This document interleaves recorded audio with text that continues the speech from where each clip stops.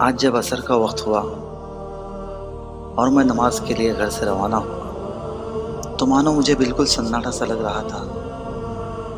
न जाने क्यों कानों में कुछ अभी अभी सुनी आवाज़ गूंज रही थी। मानो आंखों के सामने कुछ ऐसे मंजर है जो मुझे बहुत अच्छे लग रहे थे। और जब रास्ते में बाजार से होते हुए गुजरा तो जैसे जैसे लग रहा हो कुछ कमी सी आ गई है और सभी ने कुछ खो लिया हो। रास्ते पर लगे ठेलों में सामान कम थे। फ्रूट्स बेचने वालों की आवाज़ में वो ताकत न थी। और जैसे मैं वज़ू करने लगा तो लगा कि पानी के साथ आंखों में आंसू भी हैं। और फिर जब नमाज हुई तो मानो मुझे लग रहा था कि मैं आज अपने आप को तन्हा पा रहा हूँ। और अपने रब से दुआएं करने लगा कि मुझे सब्र करने की तौफीक दे। पता नहीं चल रहा था कि आंखों से आंसू इस कदर क्यों आ रहे हैं। मुझे कुछ बहुत ही अजीज चीज़ के खो जाने का डर सताया जा रहा था, पर मैं समझ नहीं पा रहा था कि वो क्या चीज़ है। फिर जब नमाज बाद इमाम ने कल सुबह ईद की नमाज का वक्त ऐलान किया तो अचानक ऐसा लगा जैसे मेरे ऊपर किसी ने कोई भारी सामान रख दिया हो और मैं बिल्कुल निराश हो गया। फिर सोचा ये मेरे साथ क्या हो रहा है। ईद का दिन आने पर तो बहुत खुश होना चाहिए, फिर ये मुझे क्यों बिल्कुल निराश कर रहा है। और यही सोचते हुए जब मैं मस्जिद से बाहर निकलने लगा तो मेरा दिल बिल्कुल डूबने लगा और मैं दुआएं करने लगा। तो अचानक मुझे एहसास हुआ कि ये कोई और बात न थी बल्कि रमज़ान के इस आखिरी दिन के जाने का गम सताया जा रहा था मुझे। और फिर मेरी नज़रों के सामने वो सारे मंजर आने लगे कि किस तरह मैंने इस महीने सारे नमाज़ों को वक्त पर जमात के साथ पढ़ा।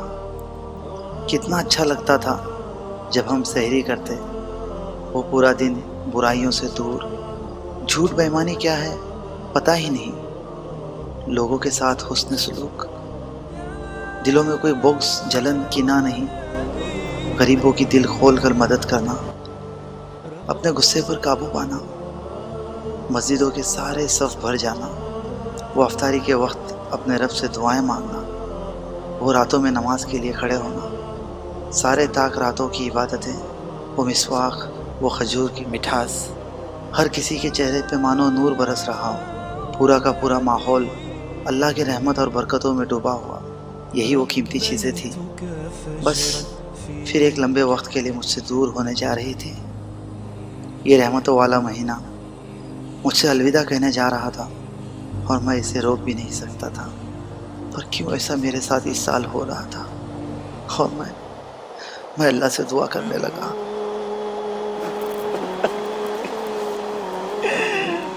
ऐ मौला, मुझे सब्र की तौफीक अता फरमा।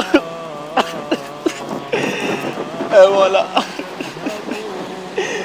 मुझे सब्र की तौफीक अता फरमा।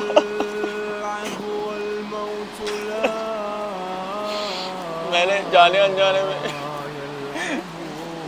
जब के महीने में रहमत ही रहमत है, पता नहीं मैंने क्या हासिल किया है। ऐ मेरे रब, ऐ मेरे मौला, मुझे माफ फरमा दे।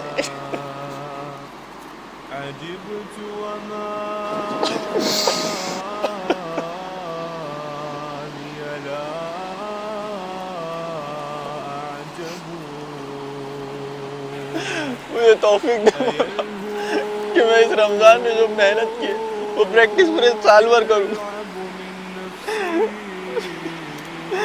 मौला, मैं पता नहीं अगला रमजान पा लूं।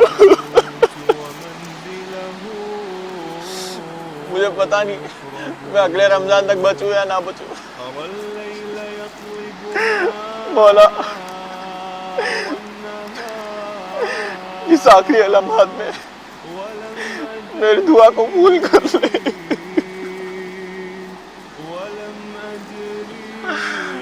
ऐ रब्बुल कायनात, मुझे नहीं पता तूने मेरी जिंदगी इस दुनिया में और कितनी रखी।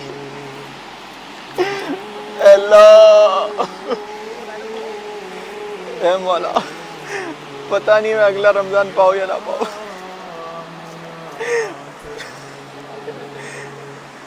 मुझे मगफिरत कर दे, मुझे मगफिरत कर दे,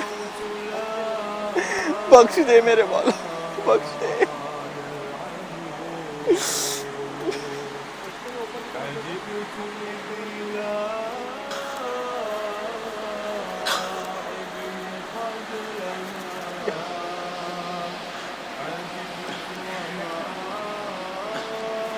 इस दुआ के बाद मेरे दिल का बोझ थोड़ा हल्का हो गया اور میں افطاری کے لیے گھر کی اور روانہ ہوا.